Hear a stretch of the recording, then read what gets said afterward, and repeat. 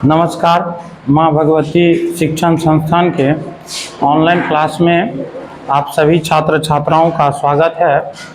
आज हम लोग क्लास 10th के केमिस्ट्री के दूसरे अध्याय पढ़ने जा रहे हैं। अम्ल, क्षारक और लवण, एसिड, साल्ट एवं एंड बेस, इस पर हम लोग पढ़ने के लिए जा रहे हैं, जिसमें हम लोग इससे पूर्व के क्लास में अम्ल के भौतिक गुण, रासायनिक गुण, क्षार के भौतिक गुण एवं रासायनिक गुण पर हम लोग चर्चा कर लिए थे। और आज के क्लास में एक नए पॉइंट के साथ पढ़ने आए हैं, जिसमें हम लोग पढ़ेंगे अम्ल एवं क्षारकों में सामान्यताएं। सबसे पहली बात जानेंगे अम्ल और जो क्षारक होते हैं उसमें क्या क्या सामान्यताएं होती हैं, कौन सा चीज़ ऐसे होते हैं जो अम्ल और क्षार दोनों में समान रूप से पाए जाते हैं। वही पॉइंट पे लिखा हुआ है, आपके स्क्रीन पर, आपके बोर्ड पे लिखा हुआ है, दिख रहा होगा आप लोगों को, अम्लों एवं क्षारकों में सामान्यताएं। अम्लों एवं क्षारकों में सामान्यताएं। और अम्ल और क्षारक जो है इसमें क्या क्या सामान्यताएं हैं, इस पर हम लोग चर्चा करेंगे और जानेंगे। चलिए देखिए, कहता है हम जानते हैं कि सभी अम्ल में एक समान रासायनिक गुणधर्म होते हैं। हम जानते हैं, हम आपको बताए भी थे जब हम अम्ल की डिफिनेशन, अम्ल की परिभाषा पे हम लोग चर्चा किए थे, तो हम बात किए थे अम्ल जो है वह एक रासायनिक पदार्थ है। अम्ल एक कैसा पदार्थ है? रासायनिक पदार्थ है। तो यहाँ कहता है जो हम जानते हैं कि जो सभी अम्लों में एक समान रासायनिक गुणधर्म होते हैं। तो आप जितने भी अम्ल होते हैं, जैसे कि मान लिया जाए आपको परवल अम्ल हो या दुर्बल अम्ल हो या हाइड्रोक्लोरिक अम्ल हो या सल्फ्यूरिक अम्ल हो, जो भी अम्ल होता है सभी अम्लों में एक समान क्या होते हैं? रासायनिक गुणधर्म होते हैं। सभी अम्लों में आपको वही लिखे हैं, सभी अम्लों में समान रासायनिक गुणधर्म होते हैं। जितने भी अम्ल होंगे सभी अम्लों के यदि रासायनिक गुण की बात करें तो सभी अम्लों का रासायनिक गुणधर्म एक समान होता है। आगे देखिए, कहता है साथ ही सभी क्षारकों में भी एक समान रासायनिक गुणधर्म होते हैं। ठीक जिस प्रकार से सभी अम्लों में एक समान रासायनिक धर्म होता है, ठीक उसी प्रकार से यदि हम क्षार की बात करें, क्षारक की बात करें, तो सभी क्षारक में भी जो है वह क्या होता है? एक समान रासायनिक गुणधर्म होता है। जिस प्रकार से सभी अम्लों में एक समान रासायनिक गुणधर्म होता है, ठीक उसी प्रकार से सभी क्षारकों में क्या होता है? एक समान रासायनिक गुणधर्म होता है। सभी क्षारकों में क्या होता है? एक समान रासायनिक गुणधर्म पाया जाता है। तो जितने भी क्षारक होते हैं सभी ही क्षारकों में अम्ल के समान, जिस तरह से अम्ल में क्या होता है? एक समान रासायनिक गुणधर्म होता है, ठीक उसी प्रकार से सभी क्षारकों में भी क्या होता है? अम्ल के ही समान रासायनिक गुणधर्म, जैसे सभी अम्लों में एक समान पाया जाता है, ठीक उसी प्रकार से सभी क्षारकों में जो है वह एक समान रासायनिक गुणधर्म पाया जाता है। कहता है अम्लों की अभिक्रिया धातु के साथ करवाने पर हाइड्रोजन गैस मुक्त होती है। अब यहाँ देखिए, बहुत ही महत्वपूर्ण चीज है, थोड़ा सा ध्यान दीजिएगा आप लोग। तो कहता है जो जितने भी अम्ल होते हैं सभी अम्ल क्या करते हैं? धातु से अभिक्रिया करके, जितने अम्ल होते हैं वह धातु से क्या करती है? अभिक्रिया करती है। और धातु से अभिक्रिया करने के बाद वह क्या करता है? हाइड्रोजन गैस बनाता है। समझ रहे हैं? यदि कहता है, कहने का तात्पर्य है जो भी अम्ल हो आपको, चाहे वह परवल अम्ल हो या दुर्बल अम्ल हो या स्ट्रॉन्ग एसिड हो या वीक एसिड हो, सभी अम्ल जो है जब कोई धातु के साथ अभिक्रिया करवाया जाता है तो धातु के साथ अभिक्रिया करने पर वह क्या करता है? हाइड्रोजन गैस मुक्त करता है। अब यहाँ प्रश्न ये उठता होगा आपके मन में, जो अम्ल धातु से अभिक्रिया करके हाइड्रोजन गैस क्यों मुक्त करता है? क्योंकि सभी अम्ल में हाइड्रोजन आयन होता है। सभी अम्ल में क्या पाया जाता है? हाइड्रोजन आयन पाया जाता है। और हाइड्रोजन आयन पाए जाने के कारण ही अम्ल धातु से जब अभिक्रिया करती है तो धातु से अभिक्रिया करने के बाद वह क्या करता है? हाइड्रोजन गैस मुक्त करता है। याद रखिएगा, यह आपको ऑब्जेक्टिव क्वेश्चन में पूछ देता है। क्वेश्चन में कभी कभी जो अम्ल जो है धातु से अभिक्रिया करके क्या बनाती है, कौन सा गैस प्रदान करती है? तो अम्ल जो है धातु से अभिक्रिया करके, अम्ल जो है वह धातु से अभिक्रिया करके वह क्या बनाता है? हाइड्रोजन गैस बनाता है। जितने भी अम्ल होंगे, चाहे वह प्रबल अम्ल होगा या दुर्बल अम्ल होगा, जो भी अम्ल होगा, सभी अम्ल हाइड्रोजन से धातु से अभिक्रिया करेगा और धातु से अभिक्रिया करने के बाद वह हाइड्रोजन गैस मुक्त करता है। अर्थात सभी ही अम्लों में हाइड्रोजन होते हैं। और इससे यह स्पष्ट होता है, जितने भी अम्ल होते हैं सभी अम्लों में क्या पाया जाता है? हाइड्रोजन होता है। यदि अम्ल धातु से अभिक्रिया करता है तो अम्ल यदि धातु से अभिक्रिया करता है तो हाइड्रोजन गैस यदि मुक्त करता है तो इससे इस बात की पुष्टि होती है, इससे इस बात की जानकारी होती है, इससे इस चीज की सूचना प्राप्त होती है, जो अम्ल जो है यदि धातु से अभिक्रिया कर रहा है, हाइड्रोजन गैस निकल रही है, इसका मतलब ये हो रहा है अम्ल में क्या है? हाइड्रोजन। अम्ल में क्या? हाइड्रोजन। हाइड्रोजन है इसलिए ना हाइड्रोजन गैस मुक्त हो रही है, नहीं हो रही है। देखिए, कहता है जो सभी अम्ल में क्या होता है? हाइड्रोजन होता है। लेकिन एक चीज और कह रहा है, बहुत सोचने वाली बात है, थोड़ा सा ध्यान दीजिएगा, समझने का प्रयास कीजिएगा। कहता है जो ये कोई जरूरत नहीं है जो सब हाइड्रोजन, जितने भी हाइड्रोजन यौगिक है वह सभी अम्ल हैं। कहने का तात्पर्य है जो आप कह रहा है जो अर्थात सभी अम्ल में हाइड्रोजन होता, जितने भी अम्ल होते हैं सभी अम्ल में हाइड्रोजन होता, लेकिन कहता है हाइड्रोजन युक्त सभी यौगिक अम्ल नहीं होते। लेकिन हाइड्रोजन युक्त सभी यौगिक जो है आपको अम्ल नहीं होगा। अब यहाँ थोड़ा सा समझने वाली चीज है, थोड़ा सा ध्यान दीजिएगा। अब देखिए, यहाँ हम ग्लूकोज का सूत्र लिखे हैं C6H12O6। इसमें देखिए ये हाइड्रोजन यौगिक है। अब सवाल यहाँ ये उठता है, हाइड्रोजन यौगिक किसको कहते हैं? तो हाइड्रोजन यौगिक उसको कहेंगे जो जिस यौगिक में हाइड्रोजन होगा, जिस यौगिक में क्या होगा? हाइड्रोजन होगा। जैसे कि मान लिया जाए हम लिखते हैं कौन चीज? H2O लिखे, जल का सूत्र है, तो इसमें हाइड्रोजन है, इसको हम हाइड्रोजन यौगिक कह सकते हैं। क्योंकि जिस यौगिक में हाइड्रोजन की मात्रा होगी, हाइड्रोजन मिला होगा, उसको हम क्या कहेंगे? हाइड्रोजन यौगिक कहेंगे, नहीं कहेंगे?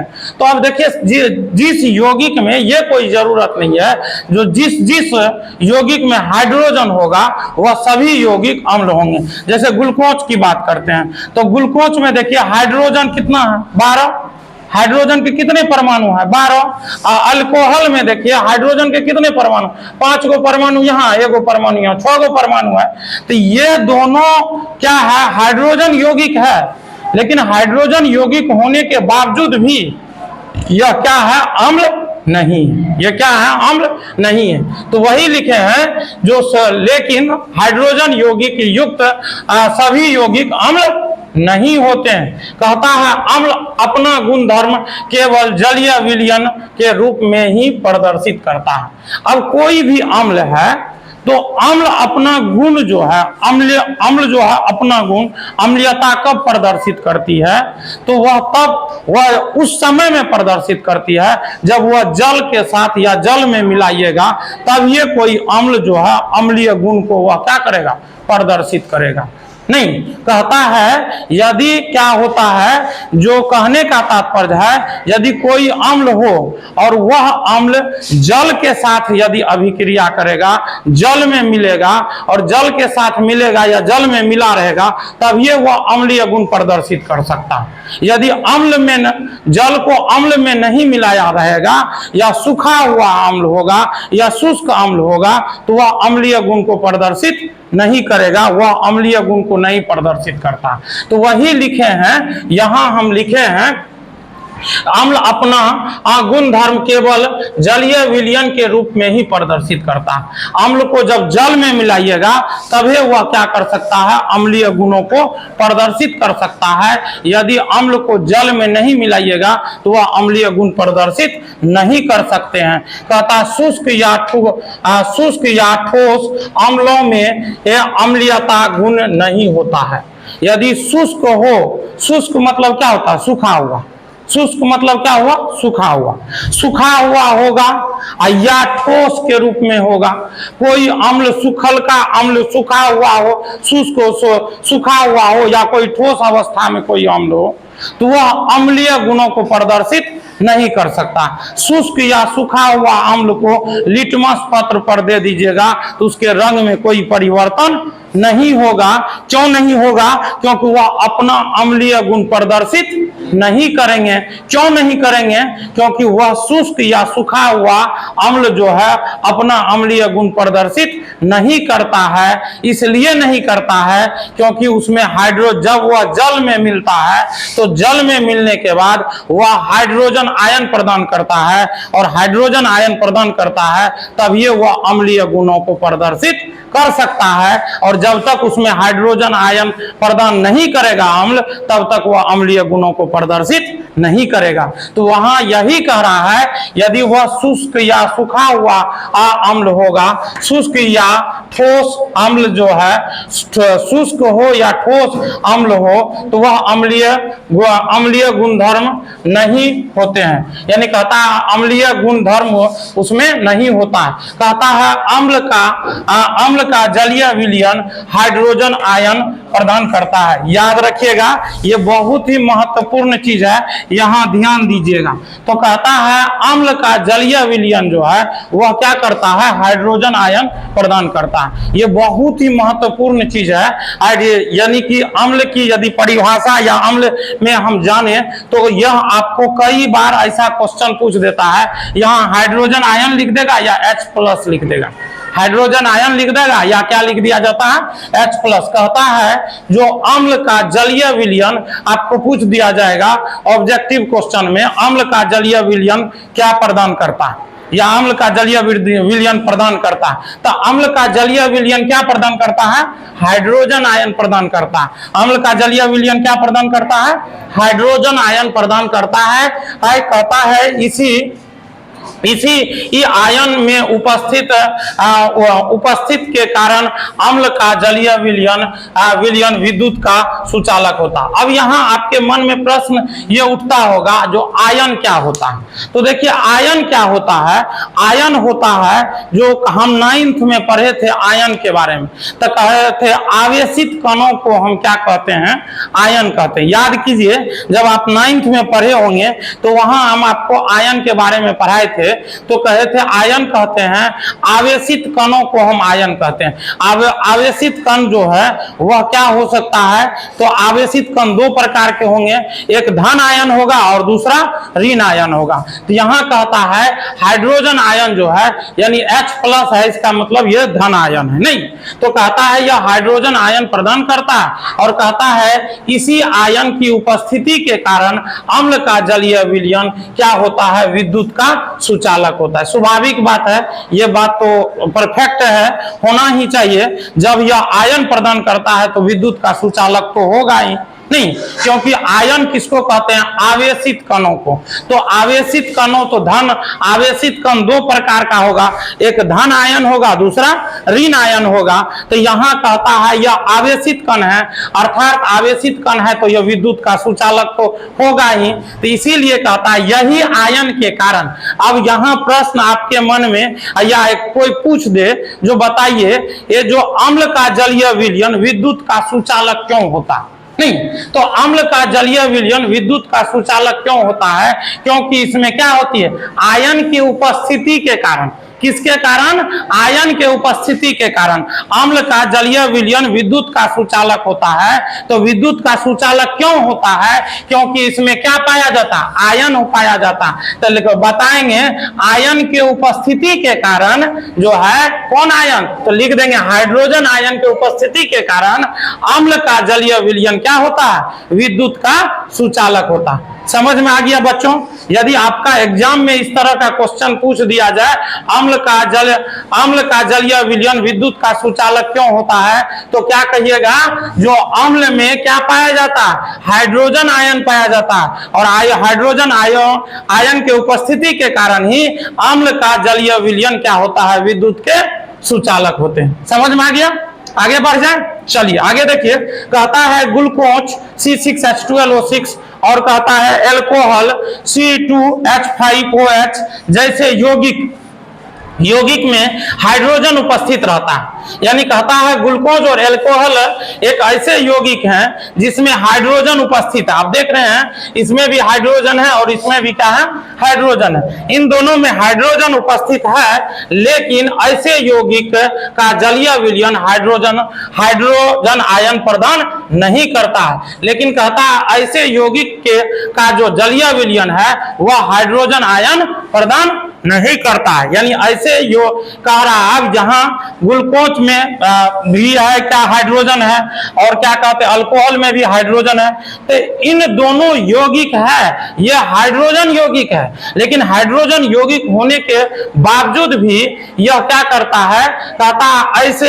लेकिन ऐसे यौगिक का जलीय विलयन हाइड्रोजन आयन प्रदान नहीं करता। ऐसे यौगिक का जो जलीय विलयन है वह क्या करता है? हाइड्रोजन आयन प्रदान नहीं करता है। इसीलिए कहता है, इसीलिए ग्लूकोज एवं अल्कोहल अम्ल नहीं है।